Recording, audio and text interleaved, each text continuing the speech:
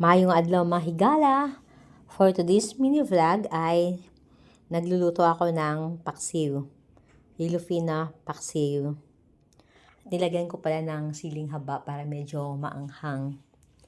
Yan yung paborito kong luto ng isda, paksiw. At nagluto din pala ako ng pork with potatoes and carrots for my kids since ayaw nila talaga ng ng paksiw na isda. Nakain sila ng isda pag prito, pero pag paksiw ayaw nila. Pero ako naman kasi paborito ko yung paksiw eh. Seafood is life. Kailangan thrice a week may isda ako or kahit anong seafood basta meron ako.